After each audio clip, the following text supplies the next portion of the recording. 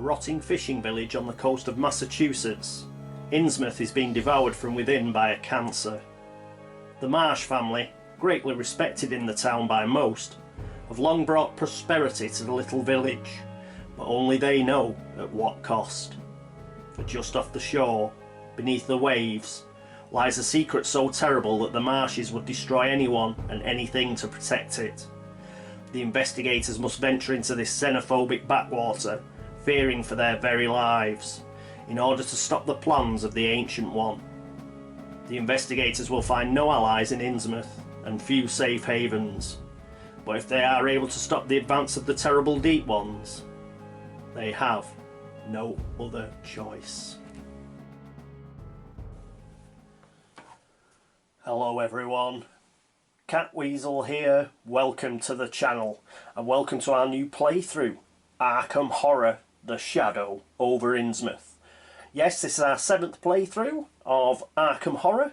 We're still using the introductory scenarios by Kung Fro off Board Game Geek, and it's getting a little trickier every time.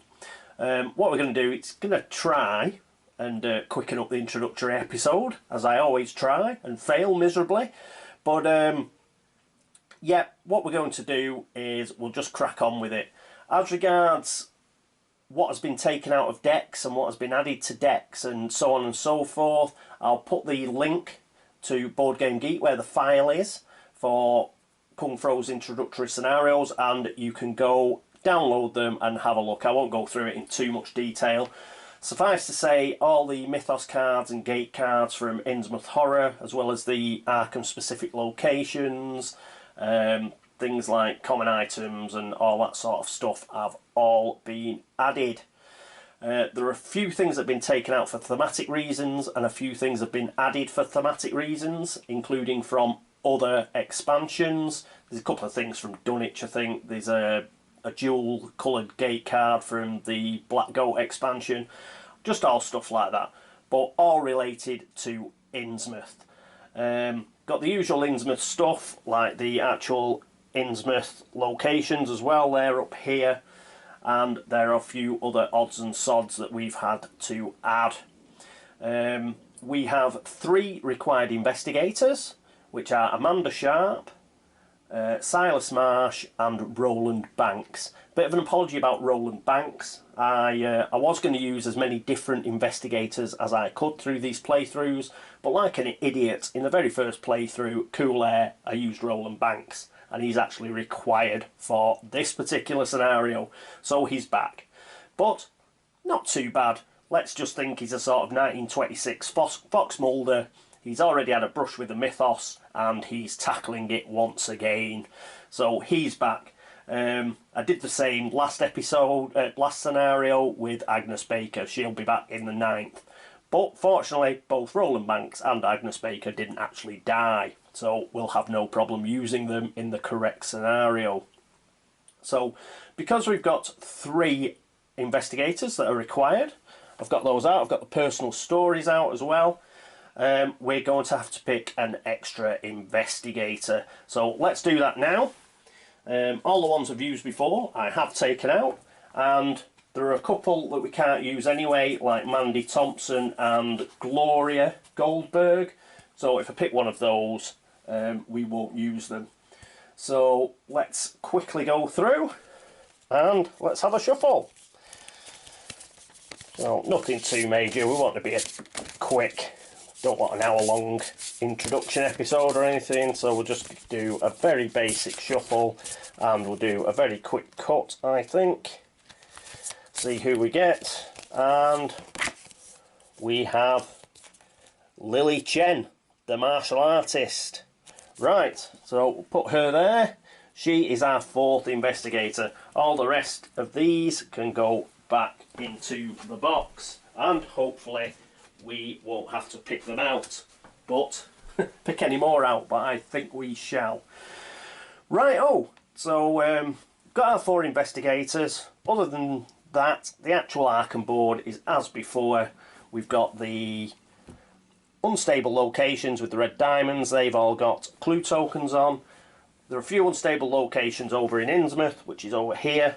but we'll look at them more closely when we have a look at the Innsmouth board. As regards where everybody is, we've got Silas at the river docks, Amanda's up here, she's at the Bank of Arkham, and Roland starts at the Arkham Asylum. As mentioned, we'll be using things like the Madness and Injury cards out of Dunwich. Allies, as you heard in the voiceover at the beginning, there are no allies for Innsmouth, which surprised me. I'd forgotten all about it. So we'll just use the basic Arkham allies. What we'll do now is we'll pop across to the investigators, go through them in a bit more detail. In order to quicken it up, I'll do the relationship cards early because we're using the thematic possessions, and it's the relationship cards that causes most problem. So I'll pull those before we actually get around to pulling the fixed and random possessions and all that sort of stuff.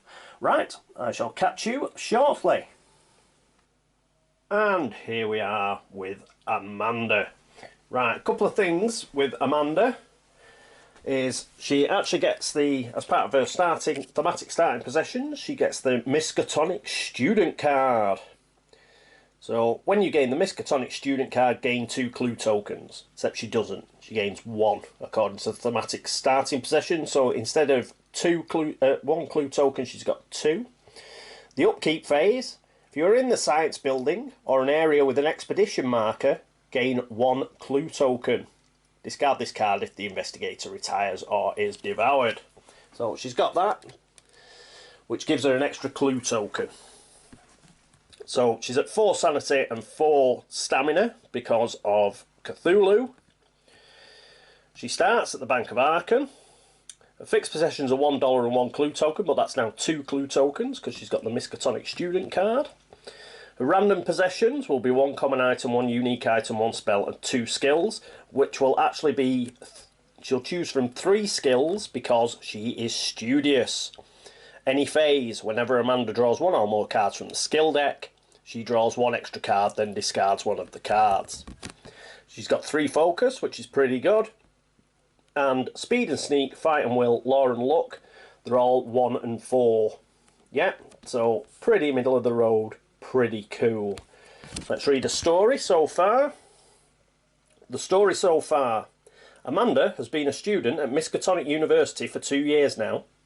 On her way to talk to one of her professors last month, she saw a painting in the hallway that captured her attention with its hazy depiction of some horrible creature rising up out of the ocean.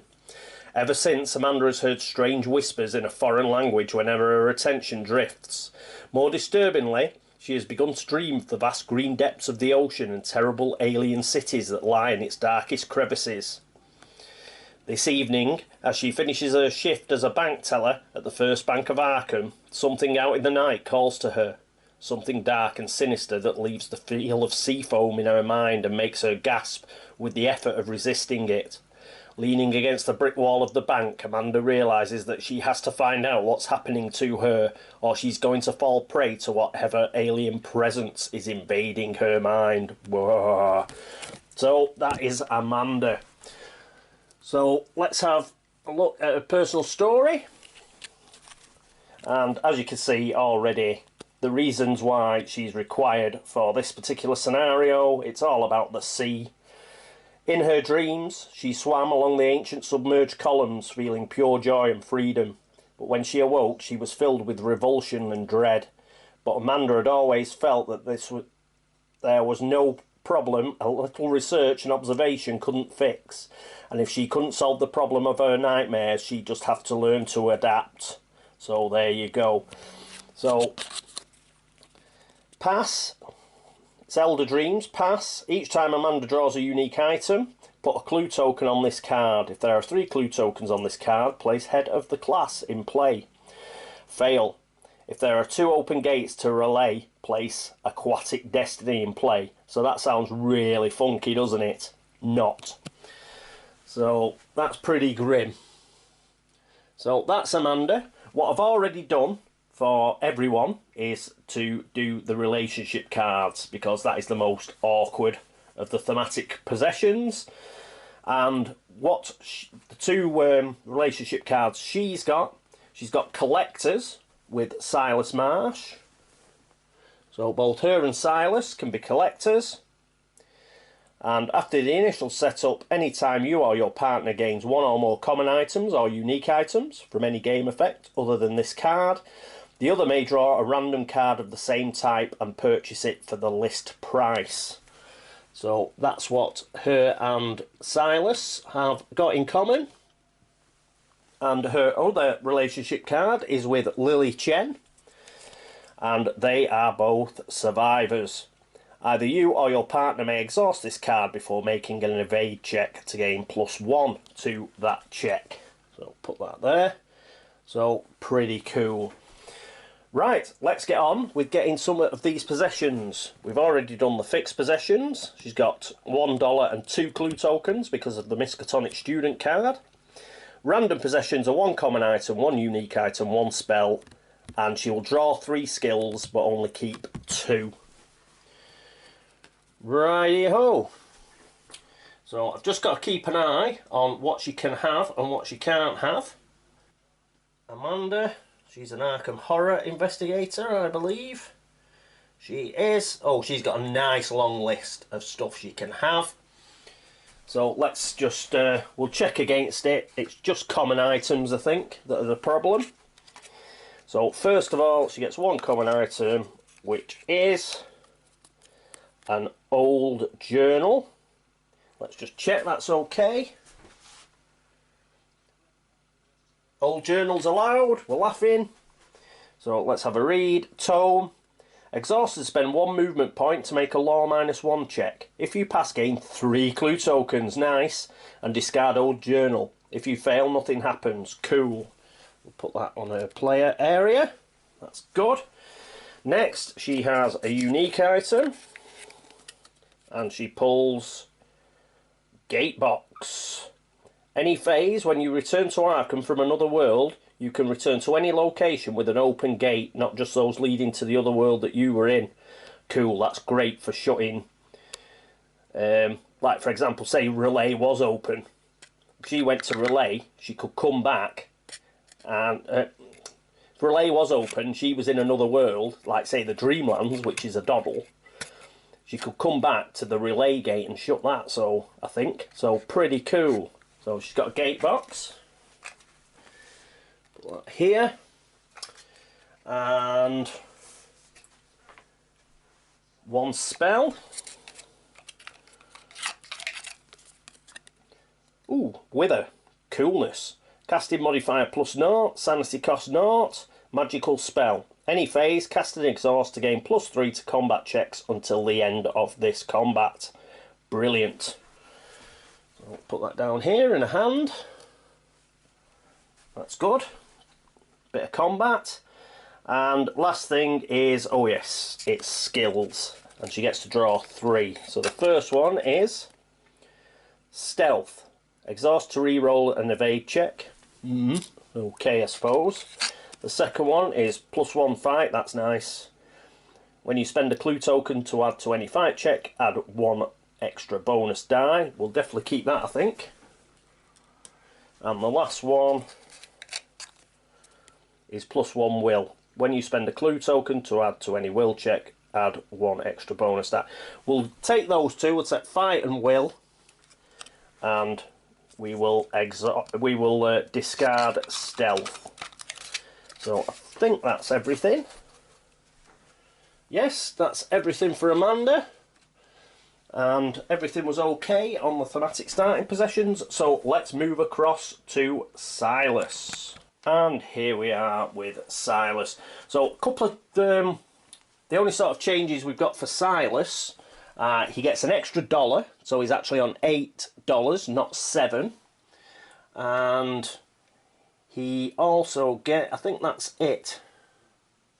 Let's just get across to the Innsmouth investigators. Where are you, Silas? Yeah, it begins with $1 more, so he's on 8. Again, we've got a list of the common items he can have. We'll check those in a minute. He gets 2 clue tokens plus the cavalry sabre. So he's got something to groin punch with. Brilliant. And let's have a closer look at him. So Silas Marsh, the sailor, and he's doing his best Popeye impression. He's got a proper Popeye pipe there. Tattoos, doesn't wear a shirt, probably get on with Richard Upton Pickman. There's his cavalry sabre, so looking very piratical. But he's in a bad way. He's in a bad way, he's one of the Marsh family. So he starts at the river docks. Gone through his fixed possessions, he'll get 2 common items, a unique item and a skill. He's got a focus for 2. Able seaman. Movement. When in an aquatic location, Silas may pay 2 movement points to move to any other aquatic location. Silas also gains +2 bonus to all skill checks in aquatic locations. Really good, until you find out the drawbacks. Oh, he's at 4 sanity and 6 stamina, which is obviously 3 sanity, which is a pain. Thank you, Cthulhu. And 5 stamina. So, dreams of madness make a really knocking on his sanity, which is bad. His other special ability is tainted blood. Obviously, he is a Marsh. Any phase, each time Silas draws 1 or more Innsmouth luck cards, he must draw 1 extra Innsmouth luck card. We will go through that when we get to the Innsmouth board. That is not good. He's got that because Able Seaman is so good. That is that is taking it down a peg or 2. So his speed and sneak, fight and will, law and luck. Speed and sneak, that's fine. 1-4. His fight is good. He can go all the way up to 6. Yeah. So if we can get him a really good weapon, he can still keep a high will. That is what we want, because his sanity is going to be low. He's only going to have 3 max sanity. Law and luck, unsurprisingly, his luck's low, because his personal story is horrific, man. So he's got a law that can go up to 4 and a luck that can go up to 3. Let's have a read of his story so far. The story so far. Silas always felt the call of the ocean. I bet you did. Even as a little boy, he loved to play in the waves. There was just something soothing and otherworldly about the sea that put him at ease in a way that nothing else could. It came as no surprise to his family when Silas announced he'd decided to become a sailor and travel the world. They'd actually been waiting for him to reach that conclusion for several years. I wonder why. So he signed up with a merchant shipping company and spent the next few years gallivanting from one port to the next, seeing all the sights that he could take in. Periodically he would dream. At these times his sleep was haunted with strange ethereal visions of undersea vistas and bizarre creatures that smiled toothily at him. Gradually he came to feel there was something sinister about these dreams, and when he asked his family, they simply nodded and said, "It's time for you to visit the main branch of the family up in Innsmouth. They'll set you straight." Dun, dun, dun. 2 days later, as he disembarks from a ship at the Arkham docks, Silas can't help but find his family's remark just a little bit sinister. Yes, I'm afraid so, Silas. It's not looking good for you. So that's Silas. Let's have a read of his personal story. Now, personal stories have a pass and a fail. In Silas's case, I won't spoil it for anybody, but in Silas's case, it's more of a fail and a really fail. So let's read him. Silas Marsh. The more Marshes from the main branch of the family he met, the more uneasy Silas became. Their protruding bulbous eyes and flat noses reminded him of something from his dreams. Increasingly, Silas began to think he should just get out of Innsmouth while he still could, and learn to deal with the nightmares on his own. That could be a good plan, Silas. So, click it over. So, the call, pass. Silas must spend 3 clue tokens, 1 gate trophy and 1 monster trophy during the upkeep phase to place I Won't Give In play. And that's what I call his fail. His really fail, his fail really badly, is if Silas ever enters relay, place Blue Depths in play. Poor old Silas. Yeah, things are looking grim for Silas, especially with the Innsmouth expansion. But so it should. He is one of the Marsh family. If we manage to keep him alive, it will be an absolutely major triumph, I think. But I'm going to try my best. I'm going to try and keep him going. Right, so as far as possessions and stuff, he's got his $8, 2 clue tokens, and the cavalry sabre. So we've now got to pick his random possessions. So he's only got, I think it's only, yeah, there's some common items he can have, and I think a couple of skills. There's a restriction on skills. So let's see, let's pull and find out. So he's got 2 common items. The first one is a 38 revolver. Surely that's fine. I hope so. Come on, Silas. Surely can use a 38 revolver. You're a sailor. Yes, he can. So we can keep that. That's cool. Good draw. Good draw. His next common item is 45 automatics. Come on, please. No, he can't use the 45 automatics. Damn. So draw again. Shotgun. Can he use that? No, he can't.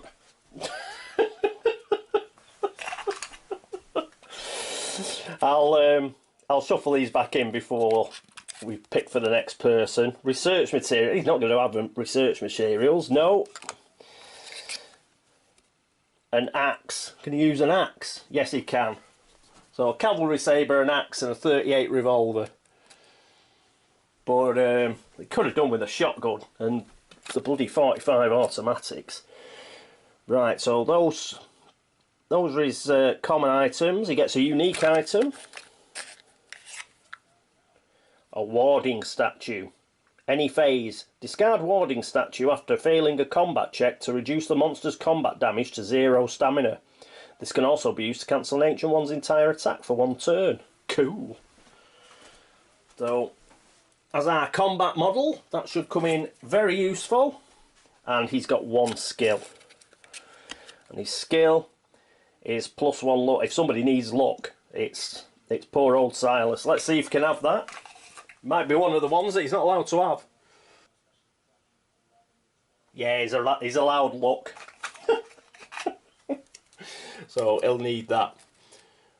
Right, so I think that's Silas all sorted out. What a downer on those weapons that he couldn't use. Right. So, as there were a few he couldn't use, let's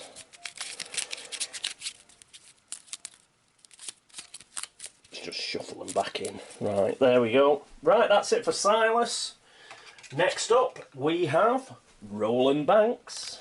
Here we have Roland. Just before we start with Roland, Silas and Roland have a relationship, and when I pulled it out, this was socially connected. So after the initial setup, anytime either you or your partner gains an ally, other than the game effect for this card, the other draws an ally at random from the ally deck. If he currently has no allies, he can keep it. If he does have 1 or more allies, then he keeps it and chooses which one of the others to get rid of. So they are socially connected. So probably been asking him questions. The Fed's probably been asking the sailor questions about smuggling operations and stuff, so they do know each other. Okie coke. So Roland Banks. Righto, the Fed. So the reason he's required in Innsmouth is, in the story, it actually does get raided by the FBI. So that's the thematic reason for having Roland Banks here. So let's have a look at him. Again, 4 sanity, 6 stamina. So that'll be 3 and 5 because of Cthulhu. He starts at Arkham Asylum. His fixed possessions are $3, except it's $2. Thematic starting possessions, he loses $1. But he does get 2 clue tokens, which is pretty good. And he has some random possessions. He has 1 common item, 1 unique item, 1 ally, and 1 skill. He's got a focus of 3. His special abilities are intuitive. In the upkeep phase, if Roland has fewer than 2 clue tokens, he gains a clue token, which will be very useful. And he has his expense account. If Roland has less than $2, he gains $1. His abilities, speed and sneak, are 1 and 4. Fight and will, he's quite good on his will. He does go up to 5 on his will, but it's 1 and 4 on fight. His lore and luck is 1 to 4. Let's flip this over. And oh, I've put some of the clues for Lily Chen onto him. Right, he's only got 2 clues. Just spotted that. Right. The story so far, methodical, by the book. If you looked in the Federal Agent's Handbook, you'd find a picture of Roland Banks next to those sections. At least if it had any pictures, you would. Where other agents found the rules restricting and annoying, Roland took comfort in procedure. It was a relief to have guidelines to follow in any given situation. Well, at least until this latest case. Try as he might, Roland could find no mention in the handbook of what to do when confronted with strange creatures, gates through time and space, or magic spells. This case was rapidly escalating into a fiasco, and if he dropped the ball, losing his job was the least of his worries. Sitting outside the asylum after an interview with yet another demented witness, Roland dropped his battered agent's handbook back into his briefcase and sighed. At least the agency was sending him some backup. Maybe they could help him make some sense out of this mess. So that is Roland. Personal story.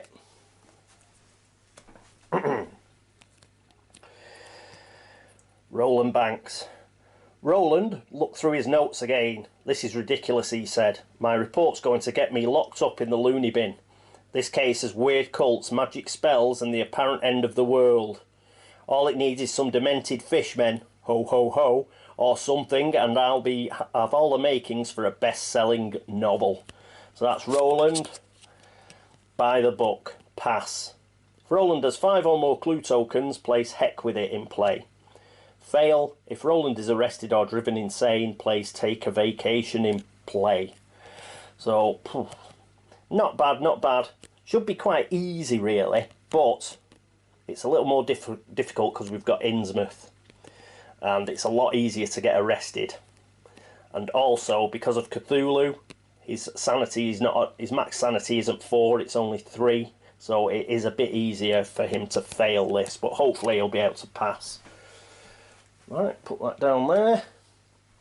He has another relationship card, this time with Lily Chen.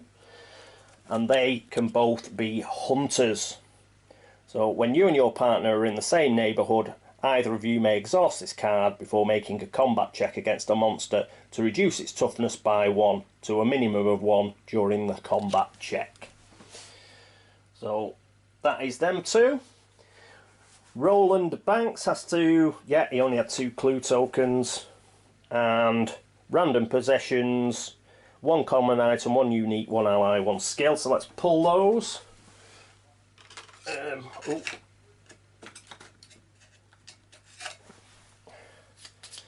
Got to shuffle in that stealth that Amanda didn't use. I should have done it with Silas actually, but it's alright. I don't think he can use stealth. Right. Okay. So, 1 common item. Bloody whiskey. Rubbish. I bet he can have it as well. He shouldn't be allowed to have it. He's like a fed. Let's check. Please. Please do not let him allow the whiskey. Oh, I don't think he can actually. He can have food. He can have food, but he can't have whiskey. Thank God. Thank God for the Bureau. So, he doesn't have to have that rubbish card. So he picks another one. Come on, something good. 45 automatic. Woohoo! So, Silas couldn't have it, but he can. Yes. Quite right too. I'm going to send him out there with no weapons. Oh, I bet check he can have it. Surely he can have the 45. He can. He can have the 45 automatic. That's cool. 1 unique item. Oh, Roland, you're the boy. He's got an elder sign. Brilliant. And he gets an ally We'll get that in a second. And a skill. The skill is +1 sneak. Is he allowed that? Check you out, Roland. I don't think he is allowed sneak. He isn't allowed sneak. So we'll have to pick again. Stealth. Is he allowed stealth? No, he's not allowed that either. Mind you, I suppose if he's a fed, he's supposed to be out there. The visible face of law enforcement. +1 law. Is he allowed that? He is. So he's got +1 law. We got there in the end. I shall shuffle those back in shortly, along with the whiskey. And let's have a look at the allies. And a quick shuffle. And a quick cut. Let's see who his ally is. Sir William Brinton, do you want an arm wrestle? So this is who the Bureau have sent him. +1 maximum stamina. Discard to immediately restore your stamina to its maximum. So he's sort of equivalent of Duke the dog for sanity. But it does mean his stamina goes up to 6. It was -1 because of Cthulhu, but it goes back up to 6 because of William Brinton. I would have preferred it for sanity. I would have preferred Duke, but at least he's got somebody to help him out. Right, so that is it, and I think that's it for Roland. So let's move across to our final investigator, Lily Chen. And here we are with Lily, and we've been quite lucky with Lily. I didn't realise till I was actually getting some of the stuff together, but Lily Chen is the martial artist, so there she is. Yin and Yang is her special ability. When spending focus, Lily may adjust her maximum sanity and stamina as though they were skills. Each time Lily increases her maximum sanity, she gains 1 sanity. Each time she increases her maximum stamina, she gains 1 stamina. Lily's current sanity or stamina can never exceed her maximum sanity or stamina. So that is cool, and the reason is because we have got Cthulhu, so this is excellent. So her maximum stamina cannot go up to 7 anymore because of Cthulhu, but it can go up to 6, and I'm quite happy with that. Her maximum, same for her maximum sanity, that can only go up to 6, but again, that is fine. So that is really, really cool. So she just misses out, she can't go up to 7 on either of these. So she's got to stay between 5 and 6 and 5 and 6, but that's fine by me. She's got a focus of 2. Starts at the Oldie Magic Shop. Fixed positions is $4, except it's 3 in the thematic starting positions. She gets 3 clue tokens, so instead of the 2 that are on here, and she gets a skill which is martial arts, which are pulled out here. Random, she'll get 1 spell and 1 common item. So we've got the max and sanity and stamina that we've had a quick look at. She's also got speed and sneak. They're just 1 to 4, so they're quite straightforward. Fight is pretty good, as you'd expect. She's a martial artist. So she can go up to 5, or she can go up to 4 will. Her law is 1 to 4, so that's quite normal. Right, let's flick her over and see what her story so far is. Lily Chen had an unusual childhood, to put it mildly. She was born in mainland China, and on the next day, a group of monks arrived at her home, asking if any children had been born there the night before. The monks were seeking a child of prophecy, and although they were surprised to find out that she was a girl, they wished to take and train her at their monastery. Her parents, both poor and devout, agreed, after making sure that she would be well cared for. The monks began her on a rigorous training program nearly as soon as she could walk, teaching her every martial arts technique they could, going so far as to invite instructors from other countries to teach her. She knew from a young age that she was fated to perform an incredibly dangerous task when the time came, so she pursued her studies with a will. Lily learned not only a myriad of deadly unarmed combat techniques, but also how to link her mind to her body on a fundamental level, each supporting the other. Finally, last month it happened. One of the monks awoke from his meditation screaming, "The great eye is opening, the final days are upon us," before falling dead. Now Lily stands inside a magic shop in Arkham, hoping to find someone or something that will aid her in fulfilling her destiny. We are running out of battery, won't be a second. There we go. I think I managed to save it. So that's Lily. So she's pretty funky. So let's have a look at what she's already got. She's got martial arts. So any phase, when you make any combat check, gain +2 for every empty hand that you have. So that's pretty good. So we'll put that in there. Anything else that she's got? One spell and one common item. So a spell, common item is a bullwhip. Funky. +1 to combat checks. Any phase exhaust to re-roll 1 die after making a combat check. Yeah, okay. We've had better, but she has got martial arts, so at least she's got a free hand. And no, it wasn't a skill, was it? It was a spell. The spell is Heal. Casting modifier +1, sanity cost 1. Upkeep. You may cast and exhaust. You or another investigator in your area gain stamina equal to the successes you have rolled on your spell check. This stamina cannot be split between multiple investigators. Coolness. Right, so she's got heal as well. She doesn't have any hands, so that's useful. Right, put that there.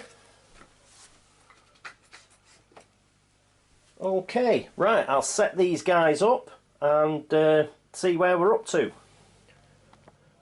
Welcome back everyone, and here we are at the Innsmouth sideboard. Okay, so what are the similarities first? Well, it's like most of the sideboards. It's about 1/3 the size of the main board. It's got 3 different districts on it. We've got the Factory District, Church Green and Innsmouth Shore, all colour coded, and we have the usual location decks to go with it. Some of the it does have, like the main board, it does have unstable locations, so we have put clue tokens on the unstable locations as normal. Again, we've got movement arrows, all that sort of thing are on here. How do you get to Innsmouth?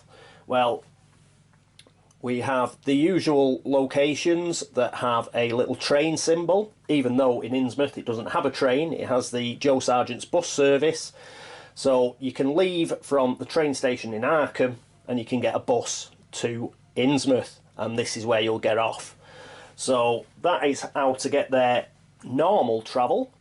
You can get there if you're lost in time and space, for example. You can come out into Innsmouth as well as normal. There is also aquatic travel. We have Falcon Point, which is sort of like a ferry service. So for $2 you can move to any aquatic location on either board. If you recall, the river docks and the unvisited isle will count as aquatic locations within Arkham. So you can move about doing that. And also Silas is a sailor. He can get lifts on boats, I suppose, and stuff. So he can move around pretty well as well. 2 of the locations are really difficult to get to. If you want to get to Devil's Reef, you have to go through Falcon Point, or Silas can use his special ability. That is the only way to get to Devil Reef. So the only way to get to Yahat and Fly, which I think is how it's pronounced, is through Devil Reef. So you've got to go Falcon Point, Devil Reef, then Yahat and Fly. Yahat and Fly is inaccessible. Investigators may only enter Yahat and Fly from Devil Reef or when returning to Arkham from another world, regardless of other game effects. So that means even Silas cannot get here. He has to go through Devil Reef as well. This is true even if there is an open gate here. So there you go. Similar to Dunwich, we have vortexes, and you'll see why they are important shortly. And the other thing you may have noticed is some of the locations have these numbers with plus or minus on them. That is relating to martial law. The thing about Innsmouth is it's virtually been taken over by the Mythos. The people in charge, the Marshes and the cops and everything, are all in thrall to the Mythos. So there are some people there. Some people in Innsmouth don't realise it. Good old Silas himself is a Marsh and he doesn't know. But it's basically been taken over by the forces of darkness. So while they're keeping it under wraps for the time being, it is a very dangerous place. It's a lot more dangerous than even Arkham is. And you'll see that in all the location cards and the encounters. It is pretty grim in Innsmouth, to be perfectly honest. And what these numbers mean are, if martial law is imposed, whenever you stop your movement at the end of a turn, it's either when you stop your movement or at the end of a turn, I can't remember off the top of my head, you will have to do a sneak check. And the sneak check is you avoiding, like, the militias, because the militias will be looking for outsiders and they will be looking to chuck them in the Innsmouth jail because they want to awaken Cthulhu. That is all they are about. So it gets pretty bad in Innsmouth. When does martial law start? Well, thankfully not from the beginning of the game. As mentioned, our big bad is Cthulhu, unsurprisingly. So let's have a look at him. So he's -6 if you get into a battle with him, which is always a laugh. His worshippers, Cthulhu's worshippers, often have the Innsmouth look. We'll go through that again in a minute.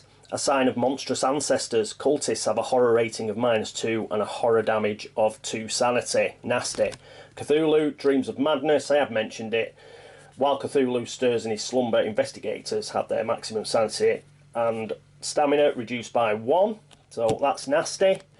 I think I've mentioned it a couple of times without mentioning that Cthulhu was our ancient one, but he is. I just took it as read because it's Innsmouth. But Cthulhu, the big fella, he's the guy we're up against. His attack, each investigator lowers either the maximum sanity or maximum stamina by 1, their choice. After Cthulhu attacks, 1 doom token is placed back on Cthulhu's doom track if it isn't already full. As you can see, if it gets to the final battle, the game designers don't want you winning it. They make it extremely difficult. It's not too bad, at least he's got 13 doom tokens that are required, which is quite a long doom track. As far as martial law goes, if we get to 7 on the doom track, that'll mean we're over halfway. Once you're over halfway up a doom track, that's when martial law kicks in. So the people running Innsmouth, the evil doers, as soon as it gets to 7, then they start thinking, right, we've got this in the bag, we're going to be able to bring Cthulhu back, let's make sure that nobody puts that in jeopardy, and they will enforce martial law within Innsmouth. So that's what those numbers mean, and we've quickly gone through good old Cthulhu. Anything else? Yes, as you can see, we don't have any other worlds. We have a track here, and this is the Deep One's Rising track. And what happens with this is, if I can find where there they are, they're under the rulebook. You have these Deep Ones tokens that get put on this track, and you do not want to be putting tokens on this track. How do you put tokens on the track? Well, good old vortices, like in Dunwich. Any monsters disappear down these, we have to put one of these on. But there's also something else that will trigger the track, and that is if we have sealed a gate and then we get a gate that's stopped from opening because of the seal, then one of these goes on the track. So it's nasty. How can we stop these going on the track? And believe me, you do want to stop them going on the track, because if you get 6, then Cthulhu awakens no matter where his doom track's up to. Well, if you put clues on the other side of the track, then you can get the feds, the FBI, to raid Arkham. And the idea is, by putting clues on here, it's evidence, yeah? So if you put 6 clues on here as evidence, then you can clear both sides of the track back. So reset it back to how it is now. That will cost you clues though, so it is a way the game gets you to use your hard-won clues doing something else rather than sealing gates. So it's nasty, it's a nasty track. So that is what that is. So hopefully we'll be able to avoid that going up. And that is pretty much it for Innsmouth. As I said, it's in the thrall of the Mythos, so it's a nasty place to go. But we're going to have to send people up there because we've got to stop monsters going down these vortices, and we have got to like try and seal any gates that come, because it does have unstable locations. So it is a nasty place, and we're going to have to send someone up there. Grimness. Right, so that is Innsmouth. Is there anything else I've forgotten? I don't think so. I think I've covered most of it.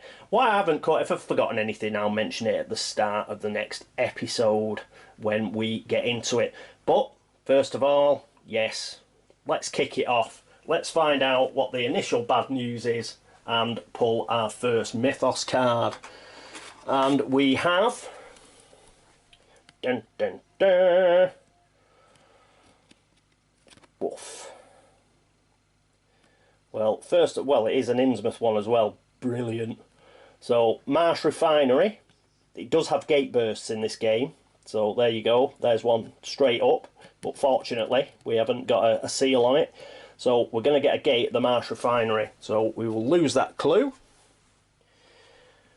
But the clue will appear at Yahat and Flay, which is really difficult to get to. So, that's a real pain. So let's get the gate organised. Oh, there's a little gate, and that goes onto the Doom track, number 1. Let's see, and we've got the gate. So whatever that gate is at Marsh Refinery, we will put another little Cthulhu on top of the gate stack there, and we need to draw a monster. As regards monsters, again, it's all on the scenario pack, but one of the main monsters in here is obviously, again, the aquatic monsters. So we've seen them before, like the skeletons and stuff. They've got an orange border, and they've just got special movement rules. If they're on an aquatic location and an investigator is on another aquatic location and they will move right towards where that investigator is. That's basically what they do. So it's like flying monsters, really. So let's see what we get at the Marsh Refinery. We get a Hound of Tinderloss, which are always nice. Right, so we've got a Hound of Tinderloss. Use up one of our